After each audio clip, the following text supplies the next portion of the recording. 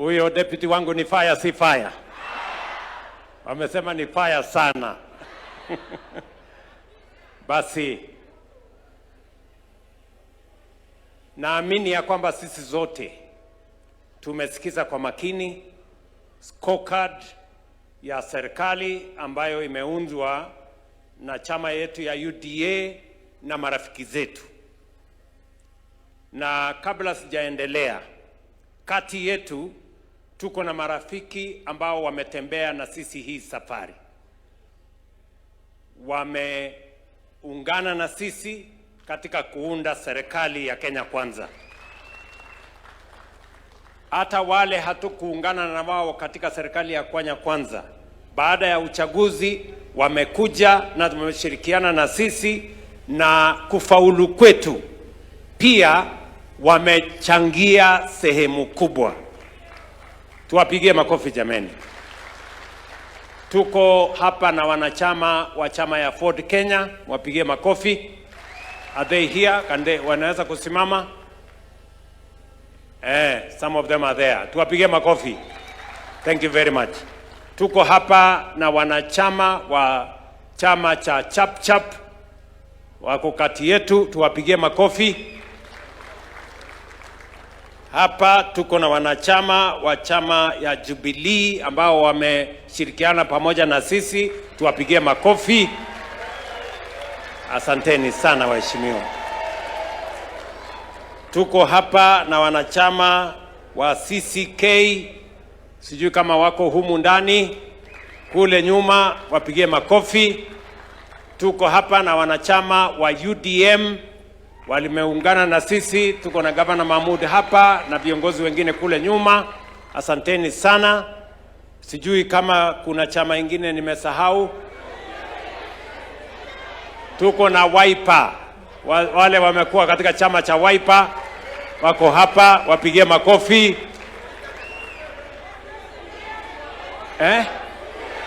Ile ya tujibebe, wale watujibebe wako hapa, wapigie makofi. Tuko na chama ingine chama Kenya United Party ya Lonyengapuo wameungana na sisi. Tuko na chama ilikuwa ya Isaac Ruto, chama ya CCM, pigeni makofi, wako hapa. Asanteni sana. Tuko na ODM, tutasema maneno ya ODM baadaye. Tuko na chama ya KANU, na watu wa KANU wako hapa. Wapi watu ya KANU wasimame? Chama yetu ya zamani, karibu sana, asanteni sana. Tuko na chama ya DP, yuko hapa Bwana Mondigi, asante sana. Na tuko na watu walichaguliwa kwa independent, wasimame. Hawa wote, lakini sasa hawa wote ni jeshi yetu, na tunasema asanteni sana kwa kuungana na sisi. Sisi tunasema karibuni, tutatembea pamoja na nyinyi kuunganisha Kenya na kuunganisha Wakenya wote. Mimi nataka nichukue nafasi hii in a very special way kurecognize ndugu yetu Musalia Mudavadi na chama ya ANC. Former members of ANC wasimame tuone jameni. Hawa sasa wanachama walikuwa wa ANC, sasa ni wanachama wa UDA. Tuwapigie makofi. Asanteni sana. Na mwisho kabisa, mimi nataka tukubaliane hapa ya kwamba tumesikia kwa kirefu implementation, vile tumetekeleza manifesto ya Kenya Kwanza. Si ni kweli? Tumesikia kutoka kwa profesa. Huyu profesa, hata kwa maoni yenu, anaelewa hiyo kazi ama haelewi? Si ametueleza vizuri vile tumesonga mbele na manifesto ya chama na vile tumetekeleza. Unajua Kenya hii kuna watu wa porojo mingi, propaganda mingi, kule kwa social media imejaa fitina.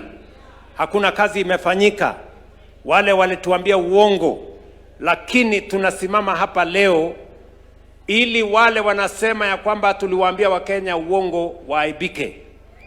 Leo tunasimama hapa, scorecard yetu inaonyesha wazi ya kwamba yale makubaliano tulikubaliana na Wakenya, manifesto Wakenya milioni 7.2 walipigia kura, imetekelezwa almost 80%.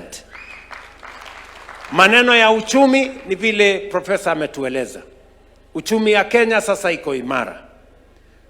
Maneno ya kilimo, tumesukuma kilimo sasa inaeleweka wazi. Hata tukizungumza hapa leo, tayari tuko na magunia milioni 8 ya mbolea ya msimu wa long range, ambayo tayari almost 3 million bags iko katika stores zetu. Wakulima wanaweza kuanza kupanda from now mpaka April. Last year tulitumia magunia 10.1 million bags of fertilizer last year. This year we are estimating 12.5 million bags of fertilizer, and already 3 million bags are in our stores. Another 3 million bags are already in Mombasa on its way to the stores, and we plan to use 8 million bags in the long range between now and April, May this year. So our commitment to making sure that we transform Kenya is solid, and it is on a solid foundation. Vile profesa ametueleza mambo ya ufugaji, hata ile sex cement ilikuwa shilingi 8,000. Today sex cement for our dairy is 1,400 shillings from 8,000, and that is why Kenya has moved from producing 4.6 billion liters of milk to 5.2 billion liters of milk today. Kenya is now the largest milk producer in Africa. And that is a fact. And it is because of the interventions we have done in that sector. And we can say everything else on education. We have transformed education in a very fundamental way. We have sorted out the problems that we have with CBC. We have sorted out the teacher shortage. We have sorted out the infrastructure shortage. 21 universities have been declared insolvent. Today, because of the new funding model, our university education, our TVET education is on sound footing. Ask any vice chancellor, ask any principal of a TVET institution. That transformation is going on. When we go to all the other fields that have been explained to us, we can confidently say that we have been faithful to the implementation of the agenda upon which the people of Kenya had voted for this administration. And we are ready to face our competitors with our scorecard and ask them what they can do better than what we have done. That is the competition we want to have with our competitors. We do not want to compete on the basis of insults. We do not want to compete on the basis of all the other things that they are engaged in. We want to compete on the basis of transformation of our nation. Who has better ideas, who have a better scorecard, and who have a better plan for the future of the nation. And that is why, as I stand here, I want to encourage you, as leaders of UDA. Part of the problem we have had is that we have had too much negativity. The reason why Professor has taken time, together with Seth and Kimani and Aaron, have taken time to explain to us. And the reason why you have a pamphlet, kila mtu wako na pamphlet hapa saizi, on the scorecard of the party, so that you can stand on any forum and explain to the people of Kenya where we were, where we are, and where we are going. Si kila mtu sasa hako na manifesto, hako na scorecard ya chama. Because we do not want to come to any constituency or any ward and we are struggling to tell the people what this administration has done. You allow people with propaganda na watu tu wa fitina waeleze wananchi hakuna kazi imefanyika. Today, as I talk to you, The roads that had stalled, nyinyi mnajua, when we came into office, most contractors had left sites. Majority of the contractors had left sites. Lakini leo, all the contractors are back. All of them. Kama kuna mahali maybe 5% ndio bado, lakini 95% of the contractors are on site. They are working. And I want to confirm to you, we raised 175 billion. We are raising another 120 billion to make sure that all our contractors are on site until we complete the 6,000 kilometers of road that is going on in Kenya today. Hiyo program inaendelea. Program ya kwa mfano, nimeona dada yangu wa Mushomba yuko hapa. Pigeni makofi. We had a big problem with Mau Mau roads. Si ni kweli? And that was the quarrel wa Mushomba had with me. Maneno ya Mau Mau roads.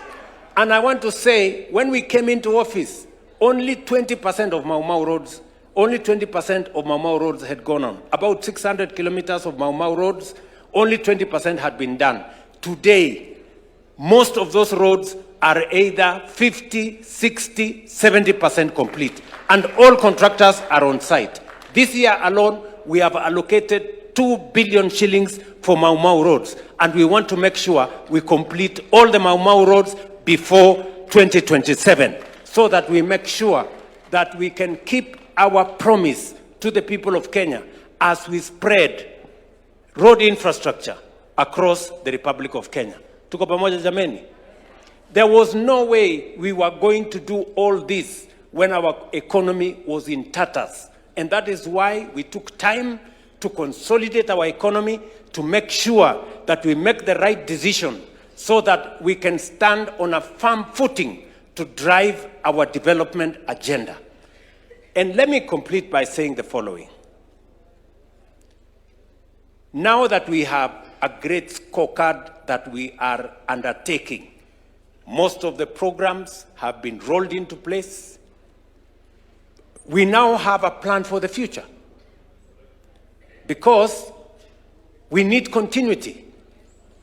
And because we have a plan for the future, you have heard us say that we now have a clear plan on how we are going to move our country to the first world. And we also are not just talking about a plan. We also know how to finance that plan. Nyinyi mnanielewa? Because the problem with Kenya is not the absence of plans, is not the public, is not even money. It is the knowledge to understand how to craft innovative mechanisms of implementing and executing a plan. And that is what we have developed. We have an innovative plan on how to build roads. We have an innovative plan on how to drive our agenda into the future. And that is why we have said three things. Number one, for Kenya to move to the first world, we must generate at least 10,000 megawatts of additional energy. Today, sikizeni ndugu zangu, today in Kenya, we have 3,300 megawatts of energy. 3,300 since independence. I went to Ethiopia this last year, about 3-4 months ago. We went to launch what is called the Gad Dam. In that dam, one dam, they are producing 5,400 megawatts. One dam. The whole of Kenya is 3,300. Munaona iko shida ama hakuna shida? Na ni shida hiyo ni kidogo ama ni kubwa? Shida hiyo ni kubwa sana. Sisi tunaelewana? And you know, we cannot drive our transformation if we do not have the energy to drive it. That is why we need to generate more energy. We cannot commit ourselves to industrialization if we do not generate energy. To generate that energy, we need between 10 and 12 billion dollars. That's about 1.5 trillion Kenya shillings. And do not worry, we will get the 1.5 trillion shillings. Tuko na njia ya kupata hiyo pesa. Do you understand what I'm saying? So that is the way we want to go. Let me give you an example. When I was invited to go to the United States by President Joe Biden, we signed an agreement between Kenya, Microsoft of America, and G42 of UAE to do data centers. Because that's the future. Technology is the future. And because we have green energy, America and UAE said Kenya is the right place so that we can use geothermal energy to drive our data centers. So tukaweka kidole ile kitu, tumefurahi sana. Mimi nimekuja hapa, nimetangaza maneno mzuri kabisa tu. Hii project ni ya karibu 1.2 billion dollars. Sasa kufanya assessment tukaambiwa data center moja inahitaji 1000 megawatts of energy. Kenya mzima iko 3000. Yani kuimplement hiyo data center moja, we have to shut down a third of the country. Sasa hiyo kitu ikakwama. Nyinyi mnanielewa? So going into the future, we cannot move Kenya forward unless we generate energy. And I want to tell you, we have enough energy. We have almost 10,000 megawatts in geothermal alone. We have 20,000 megawatts of energy in wind energy. We have enough reserves to generate sufficient energy to drive our industrialization, our manufacturing, and our technology progression. Tunaelewana?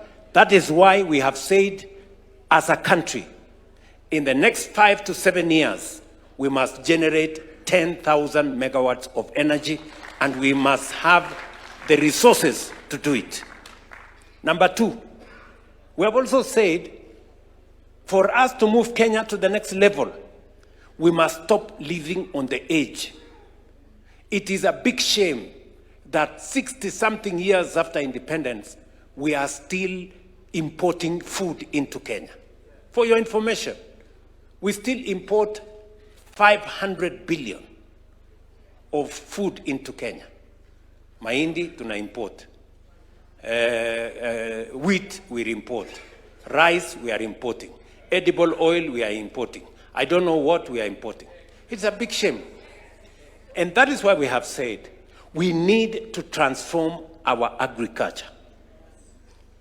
The biggest potential we have today in agriculture is in our arid and semi-arid areas. That is the place where we have the most land. Galana Kulalu is an example. Many of the other areas is an example. That's why we have said we must build 50 mega dams, 200 medium-sized dams, and close to 1,000 other micro dams. Why? So that we can bring 2.5 million acres, additional million acres, into production. With 2.5 million acres under irrigation and modern infrastructure, we will not only stop importing food, because, and you know, if we stop importing food, we immediately, save 500 billion shillings we used to import food into Kenya. And number two, we can now export more into the world, into the region, and globally. That is why we are undertaking that we are going to do this, and we want to begin that process. We have dams that have been in our books forever. It is time to actualize those dams. And then number three, we have said we cannot develop Kenya without infrastructure. We must have roads, we must have a railway, we must have an airport, we must develop our seaports. And we have the mechanism to do it. That is why we have mapped out, as I talk to you, we are mapping out an extra 28,000 kilometers. We want to make sure that we connect Kenya. We are mapping out 2,500 kilometers of dual carriageway. And we are mapping out a new airport and the new airport, for your information, will begin before June this year, here in Nairobi. Tunaelewana? We want to modernize our seaports. The whole of that plan will require another 3 enablers, which I want to tell you. Number 1, education. We must fund education properly. And we must put more money in science, research, and technology. And that is why we are saying we are moving our budget to 2% of GDP for us to be able to have the highest quality of professional human capital that is going to support our journey into the first world. That is what other countries did. Number 2, we must secure our country. We must make sure that there is security in every part of the Republic of Kenya. That is why we are investing resources in securing the country. And we are going to work together with you. How are we going to finance this project? We have told you this project is going to cost 5 trillion Kenya shillings. Mnasikia? It's going to cost how much? 5 trillion. Na hiyo kitu hiyo ni pesa tutapata. Don't relax. Hii pesa iko. Yes. Wakati tulisema tutafanya affordable housing, si watu walitupiga makelele. Zakayo sijui nini. Leo contracts we have signed for affordable housing is 600 billion shillings of contracts in affordable housing in our markets and in our hostels. Kama ni pesa 600 billion tungeenda kukopa kwa IMF, tungekaa huko 10 years. Tukipiga magoti, simama, pinduka, enda pande hii. Lakini this is our own money. Nyinyi mnanielewa? So, this 5 trillion, watu wanasema hii ni wazimu. Well, inakaa kama wazimu, lakini we are going to deliver on it. How are we going to finance this 5 trillion? Tayari, for your information, tulikubaliana ya kwamba we are going to have alternative sources of revenue for us to finance our plan. We are going to bring in innovation. We are going to think outside the box for us to be able to finance our infrastructure. Number 1, we have grown our savings significantly, vile DP amesema. And we grew our savings intentionally. Why? Because every country that has developed, whether it is China, whether it is Singapore, whether it is Korea, they have grown their savings. There is no way you can grow if you consume everything that you earn. Let me give you a basic example. Sijiongei mambo makubwa. Basic example. Tanzania today has a bigger social security fund than Kenya. Yet, Tanzania's economy is 60% of Kenya. Why? Because they made the decision on savings earlier than us. In Tanzania, you save by law 10% of your salary, 5% government saves on your behalf. In Kenya, we changed the law. In 2013, myself and Uhuru Kenyatta, we decided, because we sat down and we said, we need to change the law so that we don't remain backward when other countries are moving forward. We changed the law in 2013, ilienda kotini, kelele, siasa nini. But when I came into office, I straightened that. Today, everybody of us is paying 6% of their salary. The government or your employer is paying 6% for you, which is your money. We will get rid of old age poverty. Wale watu wanamaliza kazi wanaenda wanakufa kwa sababu hawana pension. We have gotten rid of that problem. Number 2, we have built a big war chest for our development. Vile mulisikia, for 60 years, we had saved 312 billion shillings. For 60 years, pale NSSF. Kwa sababu tulikuwa tunasave shilingi 200 kila mwezi. When we changed the law, in 2 years, we have doubled what we saved in 60 years. Just in 2 years. Today at NSSF we have 670 billion shillings. By next year, 2027, we will have 1 trillion shillings at NSSF. Tell me what's going to happen in 5 years, in 10 years, in 20 years. In 10 years, we will not be borrowing money from China or any other country for that matter. We will be using our own savings to drive our development. That is what transformation looks like, friends. Nyinyi mnanielewa? That's what transformation looks like. And just for your information, that is how other countries have moved forward. Today, because Tanzania has a bigger social security fund, nilialikwa ati niende hapa hill. Imagine Tanzania, a smaller economy. Wako na pesa mingi mpaka wanakuja kununua shamba hapa hill, wanajenga nyumba ya gorofa 29 floors hapa. Because they are investing, sisi tumelala. Bado tunalipa 200. Hiyo inaitwa ujinga. Ama you can call it any other name, but that's what it is. So lazima tuachane na hiyo ujinga, sisi tusonge mbele. Tunaelewana jameni? Let us make the right decisions for this nation. And when we make the right decisions, we will see how Kenya is going to change. That is why you people seated here, don't just imagine that you are sitting here. You are sitting here because history has given you the opportunity to sit here. And we must acquit ourselves. We must be the generation. We must be the leaders that finally made Kenya the Kenya we all wanted to be. Please, I want to beg, I want to ask of you. And we can change this country in our lifetime. Mukisikia Professor akisema in a generation, we can change this country. In the next 30 years, Kenya will be a first world country. Mungu atujalie. Inshallah. Ama namna gani, my friends? Si tuseme hivyo? And how are we going to do it? Already, I told you, we are going to find the resources. Today, as I talk to you, we have an opportunity to buy, as Kenyans, we have an opportunity to buy shares in Kenya Pipeline.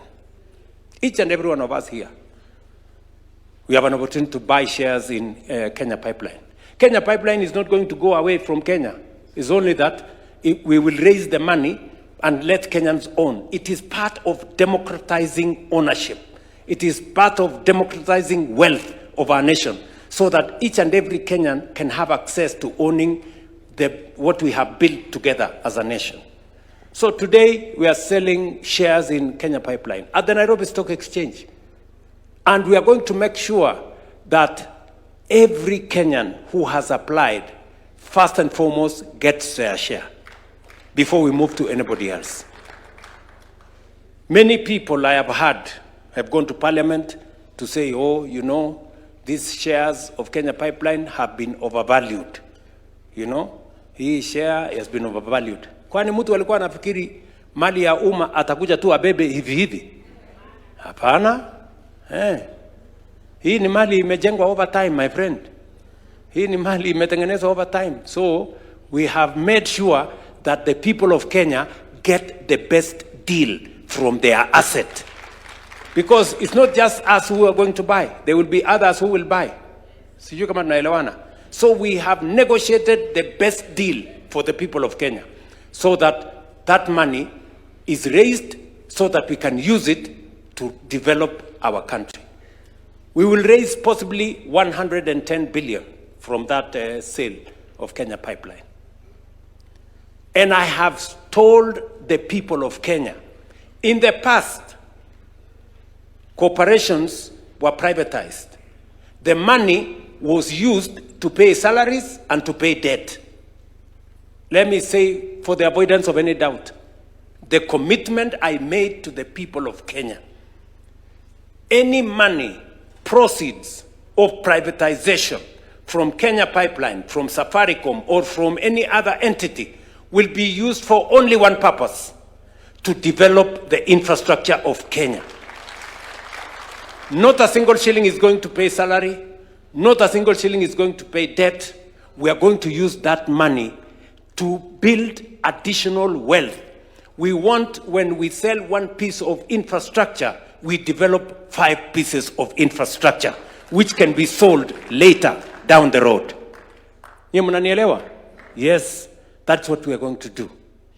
And with what we are going to do in the next 2 months,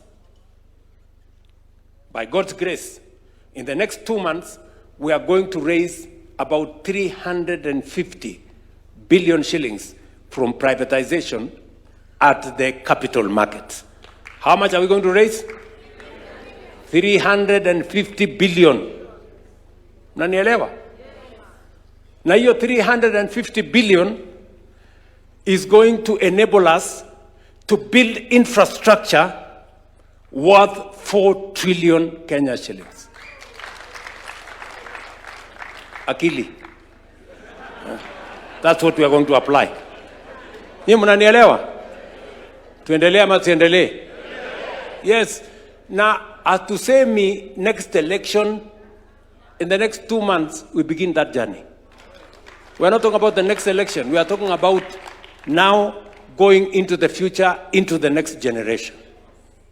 So, with that money, we can be able to do the roads, we can be able to do the dams, we can be able to generate energy. So, if we have 4 trillion shillings this year, ile project yetu ilikuwa, program yetu ilikuwa trillion ngapi? 5. So this year we will raise 4. Imebaki 1 trillion. Hiyo tutafanya ukarabati kidogo kidogo, next year tumalize, Kenya isonge. Tunaelewana jameni? And we are very confident. We are going to tell the people of Kenya how we are going to do it. We stabilized the economy when nobody believed in us. We stabilized agriculture when nobody believed in us. We sorted out education when people thought it was impossible. We have sorted out health when people thought it was difficult. We are going to move Kenya from a third world country to a first world country in this generation. And that is why this meeting is important. You people sitting here, you are the people who will make that history happen. Tunaelewana? And that takes me to the next 2 items, and I want to take both of them together. The next 2 items is our party elections and the negotiations between UDA and ODM. How are those two connected to what we are having a conversation about? Unanielewa? They are important. The party elections that we carried out, in some areas very successful, in some areas not very successful, in some areas we did not succeed to carry out the elections. But we have a brief from the National Election Board. Why is the party election important? And I want you to listen to me very carefully. The party elections are important because the party is a critical instrument. Any successful democracy has a robust political party and democratic framework. We have 2 ways of implementing our agenda.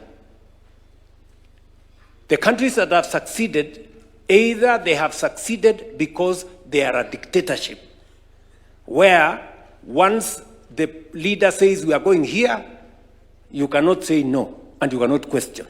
That is one way of moving the country forward. For us, we don't have that luxury. For us, we are a democratic country. And for a democratic country, the only instrument you have is a political party. Nyie mnanielewa? Because a political party goes beyond a community. It goes beyond a region. It goes beyond a religion, either one or the other. A political party unites people into one common vision and one common program. And that is why we are sitting here, from different parts of Kenya, from different religions, from different communities, but we are united by the fact that we believe in Kenya in a certain way. And that is why I want to encourage you. Successful countries that are democratic are built on the solid foundation of a political party. It is important for us. The political party is not the party leader. The political party is not the NEC or the NGZ. The political party is the grassroots. The polling station is where the political party is made or unmade.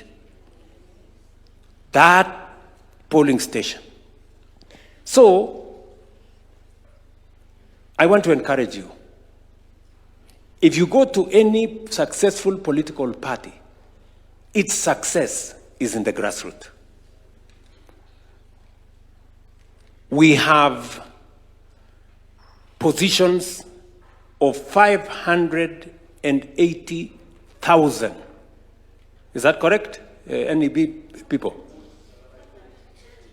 540,000 positions for officials in the party. 20 people per polling center. 20 people per polling center. We carried out elections the other day. And many of the senior leaders here, members of parliament and MCAs, did not even bother to participate. Very few people participated. I give credit to Kirinyaga and Bomet. At least in those two counties, we saw many members come to participate. But in other counties, the participation was very low. You find 50 people came to vote in a polling center. 20 people came to vote in a polling center. 15. Tell me whether if 30 people came to vote in a polling center, do we say that election went well? Yes. So we have instructed the NEB, any polling center where less than 50 people voted, we repeat. Any polling center where less than 50 people voted, we do what? We repeat. And please, I want to ask you, as leaders, the grassroots is very important. The grassroots is very important. I want to encourage us here. Go and become chair of the ward in your county.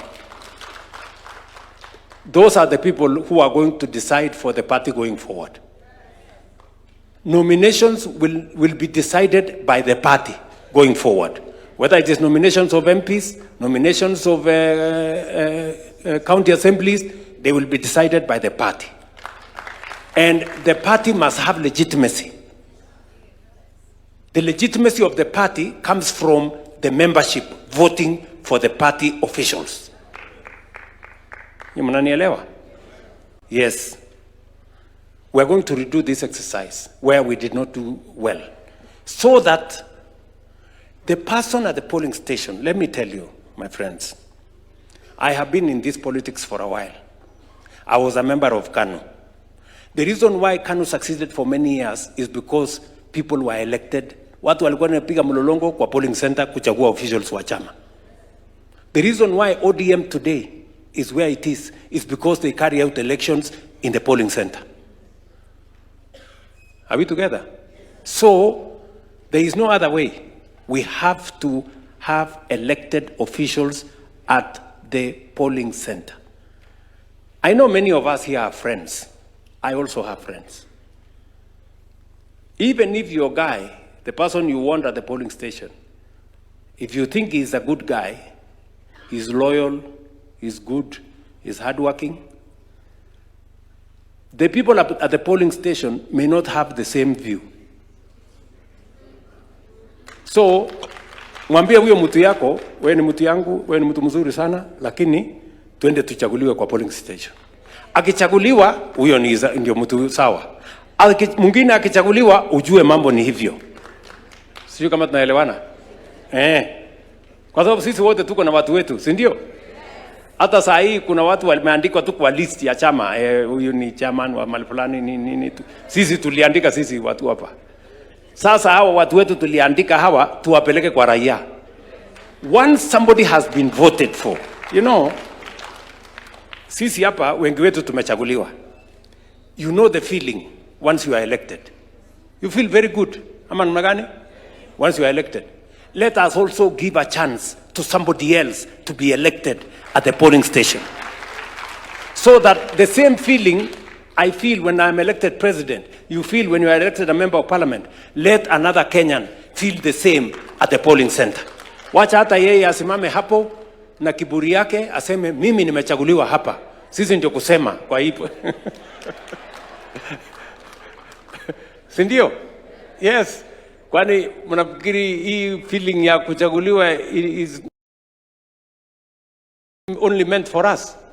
Let us spread it. Let also another fellow hapo asimame hapo polling station aseme mimi ndio nimechaguliwa hapa na wananchi. Ndio tunasimamia maneno ya chama. That way you also create loyal members of the party. Once somebody has been elected, it is not easy for that person to walk away because they value the mandate they have been given. Even if amechaguliwa na watu 100, hawezi kutangaza ati nimechaguliwa na watu 100, anasema nimechaguliwa kama wewe. Si ndio? Ama namna gani? So, this is what I want to encourage us. Let us take this to the grassroots. That if you want us to build the party, we must go to the grassroots. And then we will do the wards, and then we will do the constituencies, and then we will do the counties, and then we will do the national elections here. Sawa sawa? Yes. And I want to encourage every politician here. There is no harm in you being a chair of a ward, chair of a constituency, chair of a county. Sisi wote tusimame. That is how the party gets followership. We want to create a big party base. Tumeelewana? So that we don't keep saying maybe it is this or that or the other. Why?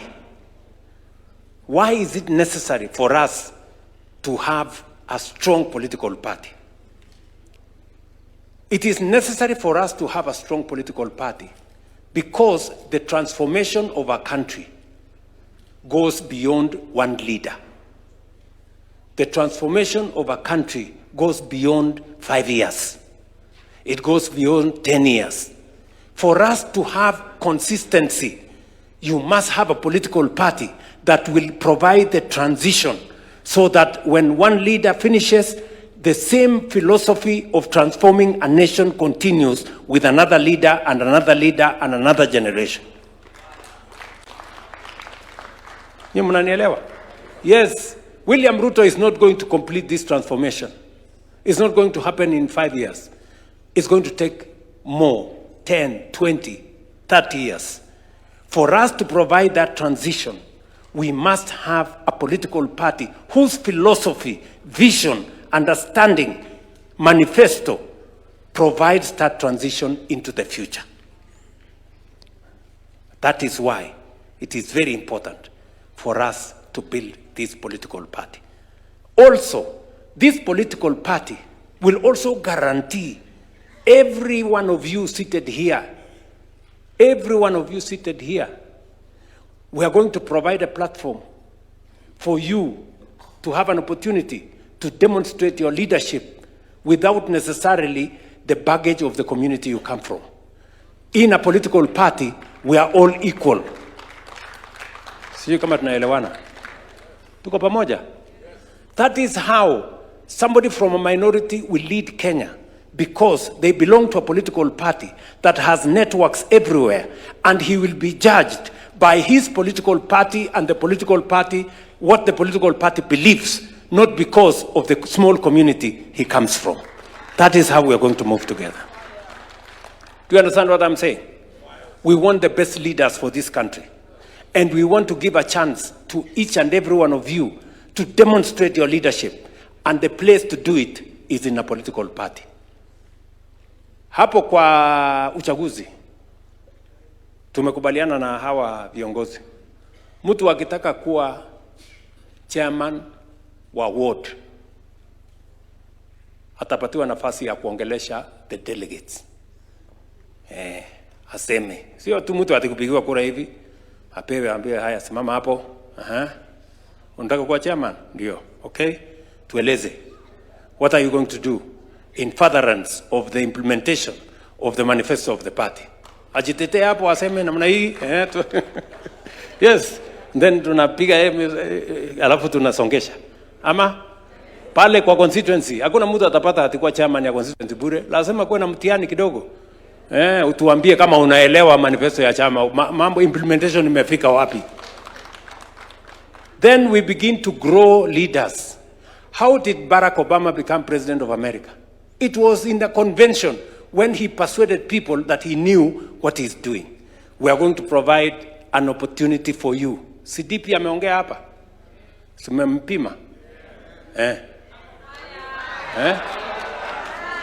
Sindio? Sinamna hiyo? These are the kind of opportunities we are going to give to everybody to display, their leadership. And then it doesn't matter the community you come from, it doesn't matter the region you come from. If you persuade all of us here that you have what it takes to be our leader, we will elect you, and Kenya will elect you, and we will move forward together. That is why a political party is important. Sio kama tumeelewana jameni? Mukitaka tumalize ukabila kwa uongozi wa Kenya, let us fashion our politics, not on the basis of individuals, but on the basis of a manifesto, a belief, a vision, a political party. Today, why do I have pressure? Why do many people say, William Ruto alituambia, he promised this, he promised this. It is because I was not elected by the community I come from. I was not elected because of the community I came from. I was elected because of the manifesto that we committed to the people of Kenya. And that is why they rightly are telling us, you told us this, we want to see it done. That is what politics should be like. Because if I was elected on the basis of the community I come from, as long as I belong to that community, I don't have to do anything. Ama? Yes. But because I was elected on the basis of a manifesto, a program, that's why many people apply pressure on us. And that is why we have worked very hard, by the way. We don't sleep. Because we have a target to meet. And we have a commitment to discharge to the people of Kenya. That is why I want to ask you, friends, we must go back. Elections are very expensive, but we have undertaken that we are going to repeat as many areas as possible. In fact, I think we are repeating almost 60% of the, how much? 80, almost, 80%. 80% will be repeated. We spend, just for your information, so that you know we are serious, we spent close to 120 million in the last election. We are ready to spend more money because the party is important. The party is important. Another friend of mine who is a member of parliament, I asked them, why didn't you, I didn't see you participating in the election. He said, hiyo hakuna haja ya hiyo mambo. Sasa mtajua iko haja. Sasa tutajua iko haja. Kwa sababu I am also going to meet aspirants next week. Kwa sababu Mimi sitaki watu watakuja kwa hii chama mwisho wakuje, they have not contributed anything to the party, alafu wakuje waseme wanataka tikiti ya chama. Yule mtu yote anataka kuwa aspirant akuje saa hii, tujenge chama pamoja, si ndio? Tujenge chama pamoja, pia na wao wakuje wa contribute kwa hii chama. Ndio wakati next year tunaongea nani atapata tikiti gani kupitia kwa delegates na wale wengine na kupitia kwa wananchi, kila mtu awe Kuna viongozi hapa walikuja UDA last minute, 1 month mwisho, si ndio? Hawa contribute chochote, wamekuja wakabeba tikiti ya chama, wakahama wakabeba viti. Hapana, sasa kila mtu achangie before. Ndio nimesema waacha tuite wale wanasema mapema ndio best. Kila mtu akuje hapa tujenge chama pamoja. Sijui kama tunaelewana, si ndio? Si tuendelee namna hiyo, ama mnataka watu wakuje hapa mwisho wachukue? Si hata wanao wakuje wachangie, hakuna kudandia. So kila mtu akuje hapa tushirikiane tujenge hii chama tukiwa pamoja. Ama mnasemaje jameni? Secondly, that is on political parties. Secondly, as you are aware, we have also, as we talk today, we have a broad-based government arrangement. Si ni kweli? Tulikuwa na matatizo, makelele, fujo, maandamano. Tukasema in every challenge there is a silver lining and there is an opportunity if you look carefully. So in that challenge that we were undergoing, instead of focusing on the challenge, we decided to create an opportunity out of it. Today we have a broad-based government with our friends, the ODM party, and we have agreed that this broad-based has worked. Has it worked or has it not? Ule Mbadi si anaeleza maneno ya bottom up kuliko wengine wetu hapa? Ama? He's done a good job, right? And all the other members of ODM who have worked with us in government. And it is said, if it is working, don't fix it. Sindio? So what we have agreed with the leadership of ODM, that let us explore the option and the opportunity of having a coalition going into the next election.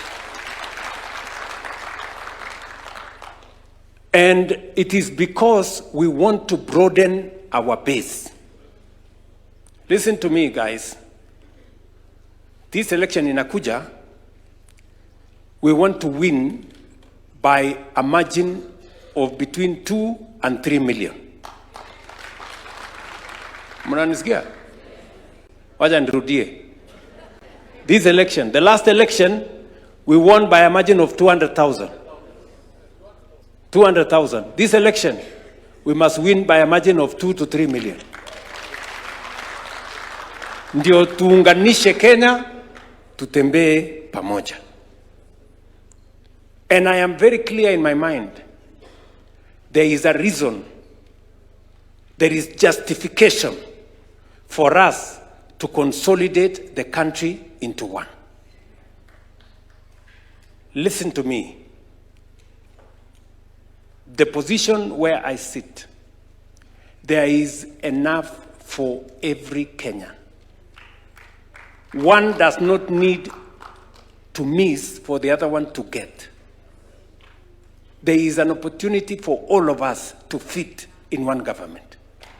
And therefore, I have no doubt in my mind that we have what it takes, not just to win the next election, but to win it resoundingly so that we can drive our transformation agenda into the future.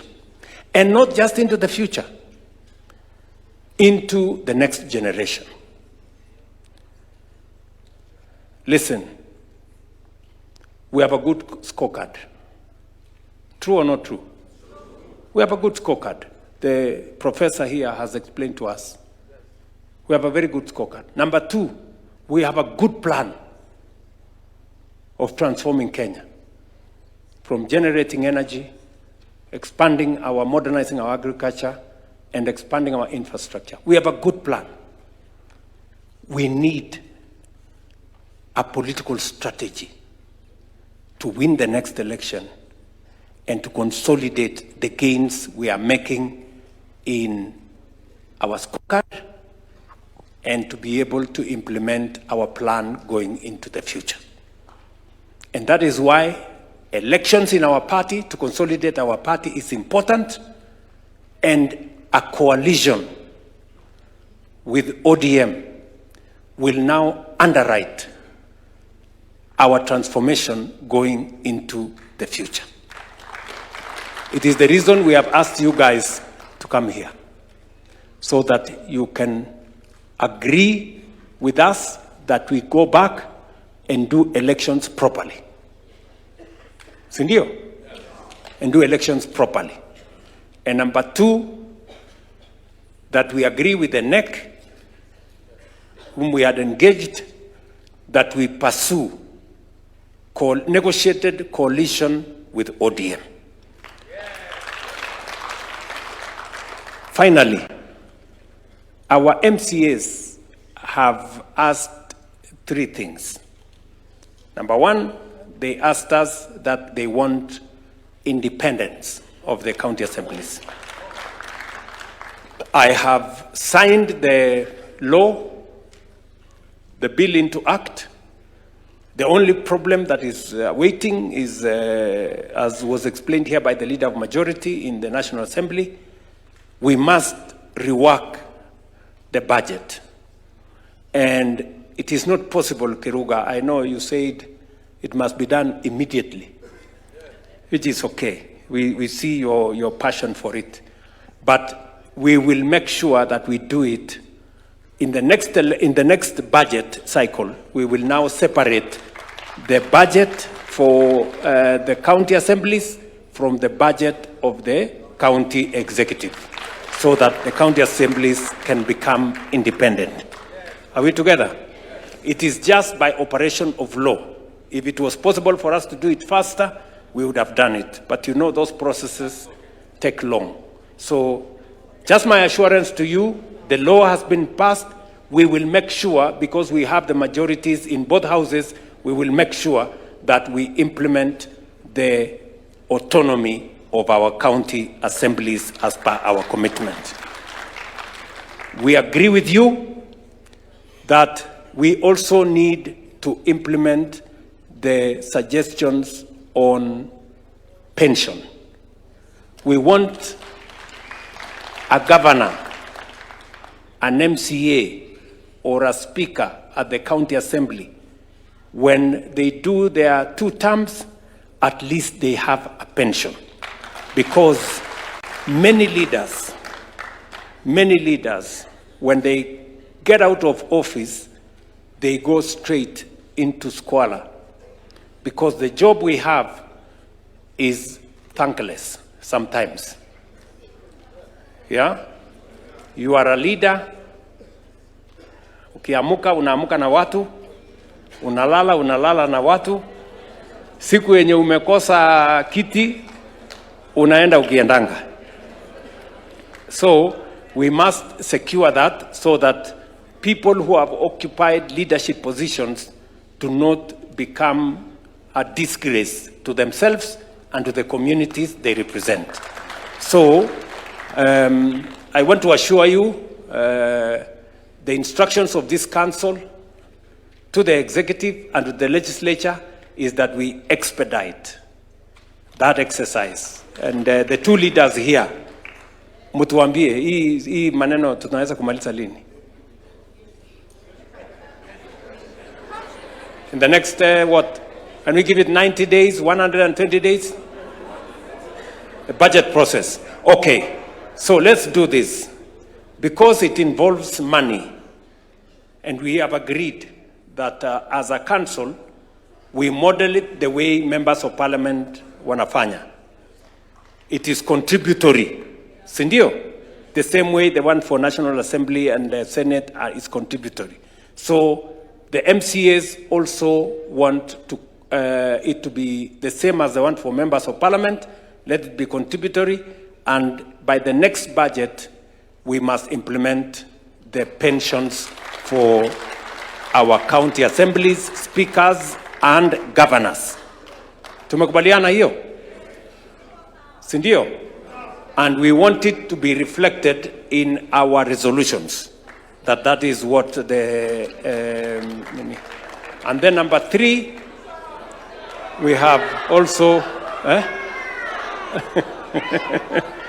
we have also recommended that the NADCO report be expedited. The 2 houses should expedite the NADCO report so that NGCDF is properly secured in the Constitution, that the oversight fund of Senate is also protected in the Constitution, and the National Government Affirmative Action Fund by our women reps is also put in the Constitution. And number 4, our ward fund is also secured in the Constitution. That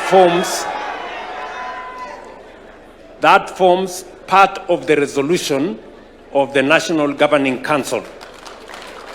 And it is now, once the National Governing Council resolves, it becomes an instruction. Sindio? Once it is resolved by the National Governing Council, it becomes an instruction to the executive and to the legislature to make sure that it is implemented. Tumekubaliana? Tumekubaliana? Now, I want to ask Mr. Mwaura, who is the chairman of our National Elections Board. Can you do a 2 or 3, maximum 5-minute presentation? I'm told you have a presentation on where the elections are going to happen. Is that correct? Proceed. Oh yeah, bursary. Okay. Let me say this. We also want to resolve. You know, we had a meeting with the Comptroller of Budget, because that was the problem. We had a meeting with the Comptroller of Budget, and between the county governments, we were in a meeting with the governors and the national government. There was a requirement that the national government, because it is a function of the national government, that we have an agreement with the county governments. We have since signed agreements. The chair of education, how far are we? Just give him the mic. How far are we on the agreements? We gave you a mandate to make sure. Yes, Governor of Kericho. Your Excellency, we have finished the signing. Yes. And we have done everything. For all the counties? For all the counties, Your Excellency. Very good. It's just the control of budget you are waiting. Now, what was required between the national government and the county government, we have completed. Now it is for the controller of budget to release money for counties to be able to carry out the function of making sure that no child in Kenya is left behind or does not go to school.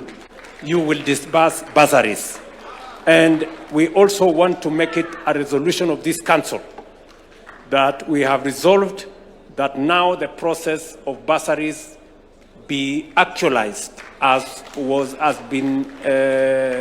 the agreement between the national and county government has been concluded. Are we together? Basi, can we have the National Election Board to make a small presentation for us?